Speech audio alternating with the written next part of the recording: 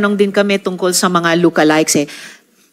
Ikaw ba yung pumirma sa affidavit ni Guo Huaping? Kasi remember yung binasa kong mga bahagi ng affidavit, sinabi nung affiant kay Miss G, hindi pa ito pirmado, itong affidavit, papirmahan dun sa affiant, no? Kay Alice Leal Guo daw. And then meron lang nagbaba ng bintana, pero sa malayo, kumaway, akala niya si Alice Leal Guo. Then pagbalik ni Miss G ng dokumento sa kanya, pirmado na. Ikaw ba yung pumirma sa affidavit? Kasi alam namin wala na si Guo Huaping sa Pilipinas noon. Hindi po, Your Honor. Hindi kayo ang Hindi pumirma? po. I'm reminding you to Yes. keep on speaking the truth, ha? Tulad Yes nung po. simula nyo kanina. Madam Chair, sigurado ka ba na si Alice Guo yung tumawag sa'yo over the phone? Yes po, Your Honor.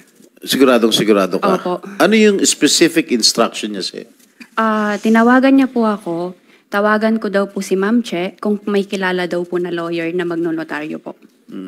Okay, Madam Alice, wala ba kayong kilalang abogado ron sa teritoryo mo, sa Bamban?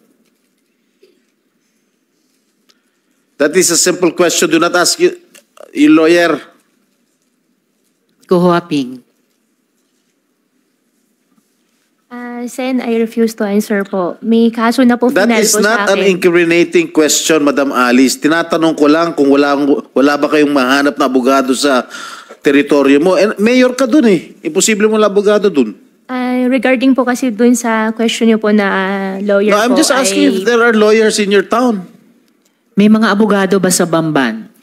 Meron naman Oh, po. bakit tinawagan mo pa si Kat at inutusan mo tawagan si Cheryl para maghanap ng abogado? Why not in sorry your po, I own refuse to hometown? answer po. Ha? Sorry po, I invoke my right against self-incrimination po. Dahil ba alam ng buong bayan ng Bamban na wala na kayo doon? Kaya nagpahanap kayo ng abogado sa labas? Dahil may na-file na po, na kaso po, I invoke my right po. Sorry Dahil po. may ipapagawa siyang illegal. Senator Joel.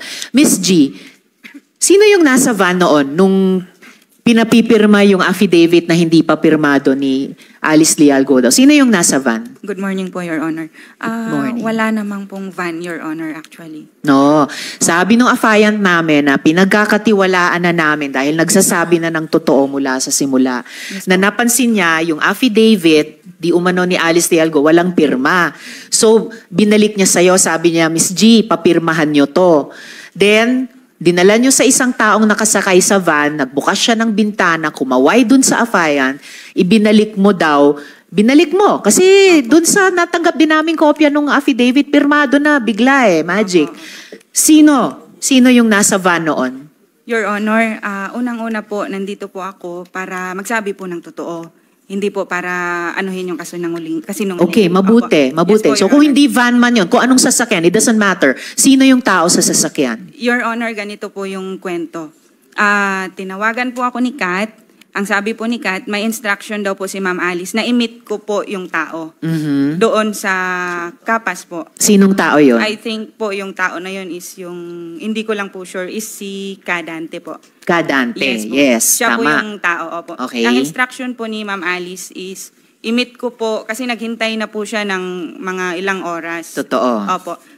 Sabi po ni Kat sa akin, i-meet ko daw po sa Kapas para mag-lunch. Kapas, Tarlac. Yes po, Your Honor. Para mag-lunch po. Dinala ko po siya sa isang restaurant po sa, I think, Kapas or Concepcion po. Anong restaurant yun? Pwede po bang sabihin, Your Honor, yung... Sorry? Pwede pong banggitin. Yes, of course. Restaurant lang yan. Ano yan? Rustica Kapas. Rustica Opo, Kapas. hindi ko po sure Okay. yung address, Your Honor. Rustica is Okay. in Concepcion.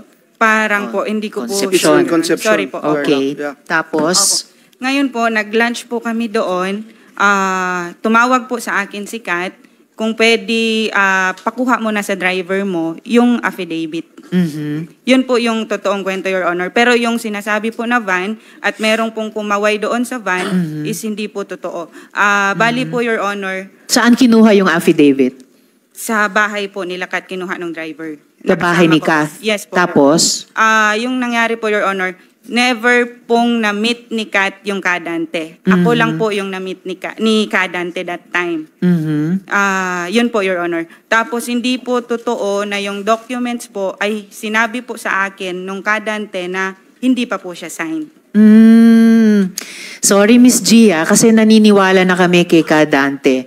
At pinakita ko nga yung kanyang affidavit na may pagpapayag ng kanyang abogado. So hindi lang si Ka Dante, pati yung abogado niya ay naninindigan sa katotohanan ng kwento niyang iyon. Yes po, Your Honor. Pero ako po, So Your bakit Honor, kami dapat maniwala sa iyo kaysa kay Ka Dante? Opo. Ako po personally, Your Honor, inutusan lang po ako ni Kat. Mhm. Yung documents po na yun, Your Honor, is kumain kami sa Rustica. Ngayon, dumating po yung driver ko po na dala na po niya yung affidavit. Signed na ba yung affidavit?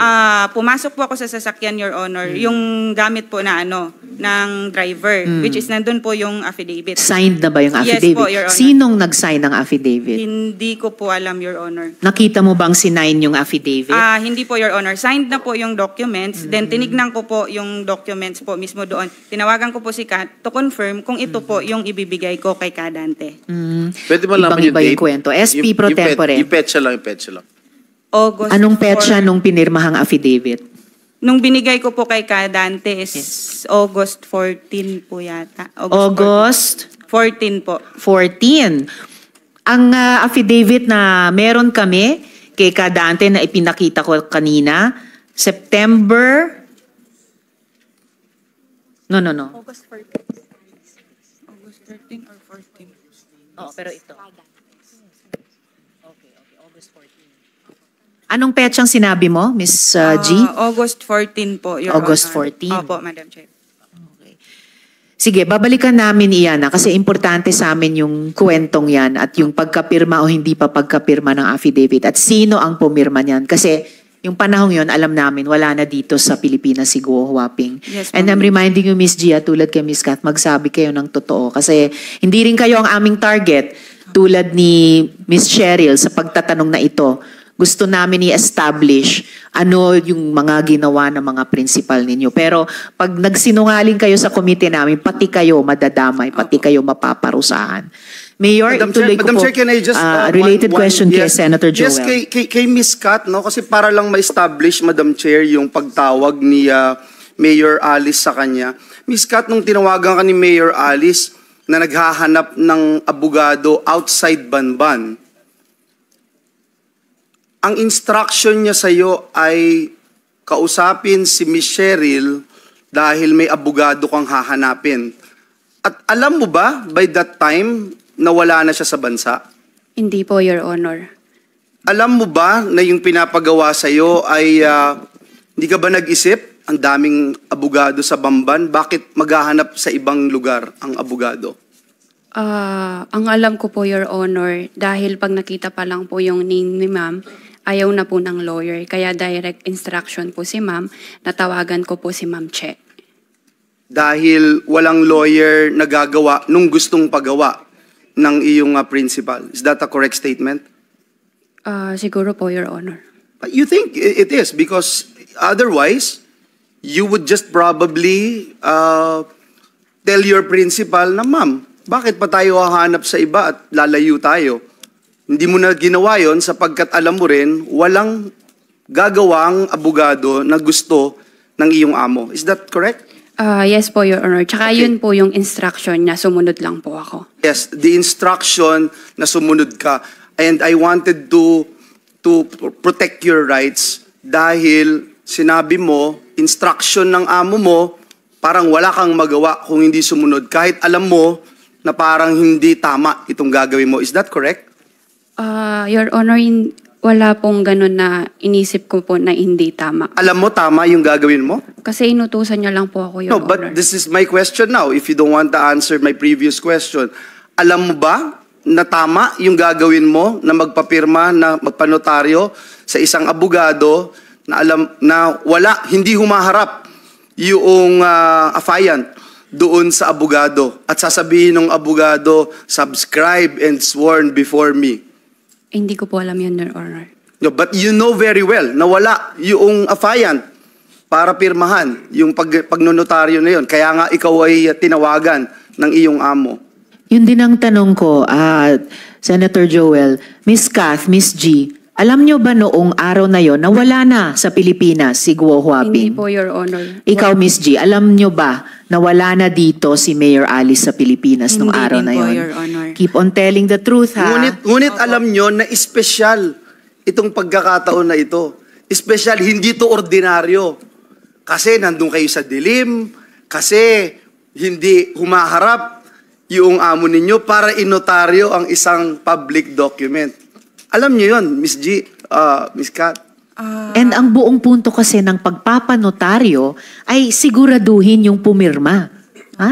Ang abogado places himself or herself on the line para sabihin, itong pumirma ay talagang nandirito pa. At alam na po namin na hindi totoo yung pagnotaryo dito. This is already proven. Kaya makakatulong kayo kung sasagot kayo ng makatotohanan, hindi kontra sa alam na namin, na-prove na namin in earlier hearings. Pakisagot yung tanong ni Senator Joel. Sorry po, Your Honor.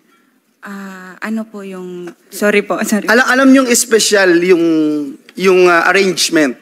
Alam nyo na espesyal. Kasi kung hindi, kahit kanino pwedeng iutos ni alias Alice Go.